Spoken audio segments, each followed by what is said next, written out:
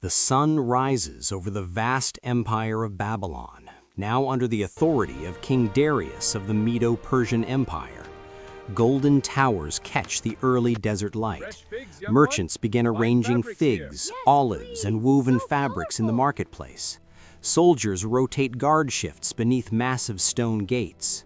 And within the palace halls, lined with carved cedar beams and polished marble floors, officials in embroidered robes move with calculated urgency.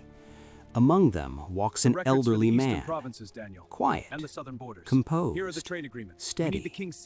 His name is Daniel. He is no longer the young exile taken from Jerusalem decades ago. His shoulders carry years of service. His hair has turned silver. His steps are slower now, but his eyes remain sharp, and his spirit unbroken. Daniel serves as one of 3 high administrators over the entire kingdom. King Darius favors him, not because he flatters, not because he manipulates, but because an excellent spirit is found within him. Integrity radiates from him. Faith anchors him. Every morning before court begins, Daniel withdraws to his upper chamber. He opens the lattice window facing west, toward home. He kneels 3 times a day, not hurried, not hidden. He remembers the temple that once stood in Jerusalem, the smell of incense rising during sacrifice, the songs sung on the Sabbath, the taste of unleavened bread at Passover. Though the temple now lies in ruins, though exile reshaped his entire life, Daniel's devotion has not faded. But favor often awakens jealousy. In shadowed corridors, whispers begin. He is a foreigner. He outshines us. If the king promotes him further, our influence will disappear. They search his records. They audit his leadership. They scrutinize every decree he has signed. Nothing. No corruption. No bribes, no dishonesty. Finally, one voice mutters the unthinkable. We will never find grounds against this Daniel unless it concerns the law of his God. And so the trap is carefully constructed. The conspirators approach King Darius with polished smiles. "O king, live forever." Darius nods. "What is your request?" They bow deeply. "Establish a royal decree. For 30 days, anyone who prays to any god or man except you, O king, shall be thrown into the den of lions." The king hesitates. "Only to me?" "It will unite the kingdom, a sign of loyalty across your dominion." Flattery strokes pride. Political pressure closes in. And Darius signs. According to the law of the Medes and Persians, it cannot be revoked. The trap snaps shut. Word spreads quickly through Babylon's streets. Daniel hears. He understands immediately. 30 days. He could pause his prayers. He could close the window. He could pray silently in secret. But that would not be faithfulness.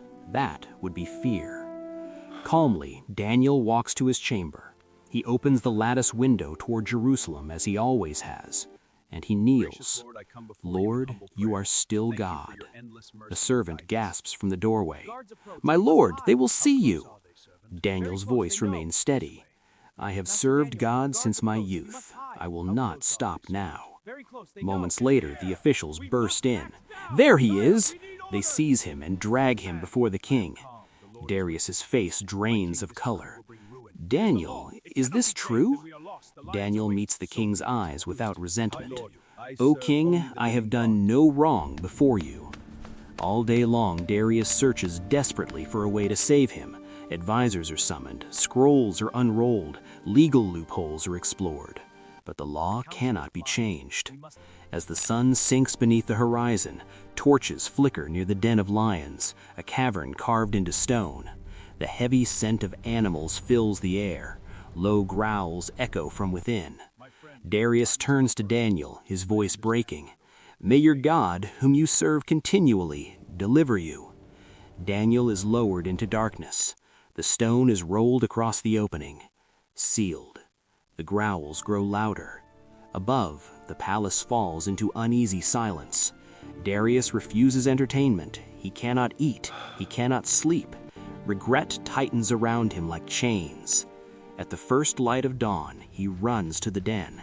His voice trembles as he calls down, "Daniel, servant of the living God, has your God been able to deliver you from the lions?" Silence hangs in the air. Then, "O king, live forever." Darius collapses in relief.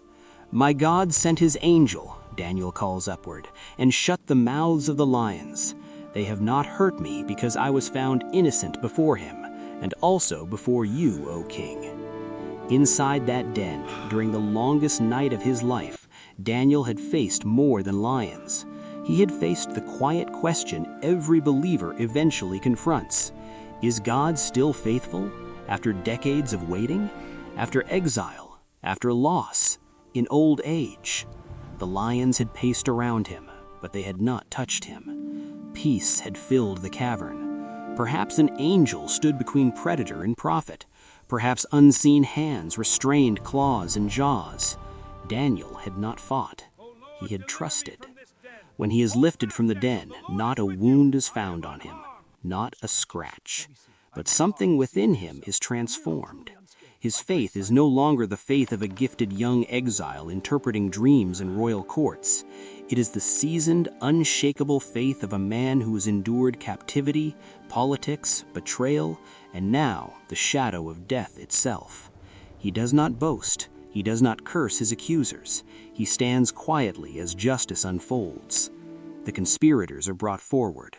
The same den, the same lions. But this time, there is no divine restraint. The consequences are swift and final. Then King Darius issues a decree throughout the empire. "I make a decree that in all my royal dominion, people are to tremble and fear before the God of Daniel. For he is the living God, enduring forever. His kingdom shall never be destroyed." The king who signed a law to silence prayer now proclaims the sovereignty of the God of Israel. The decree meant to suppress faith has amplified it across an empire. And Daniel, who could have avoided suffering through compromise, has instead transformed a kingdom through courage. The outline of Babylon glows again beneath the rising sun. Daniel returns to his chamber. The window remains open.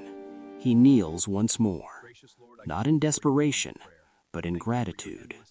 His life declares a truth that echoes through generations. Faithfulness is not measured by comfort. It is proven in crisis. God did not remove Daniel from danger. He met him inside it.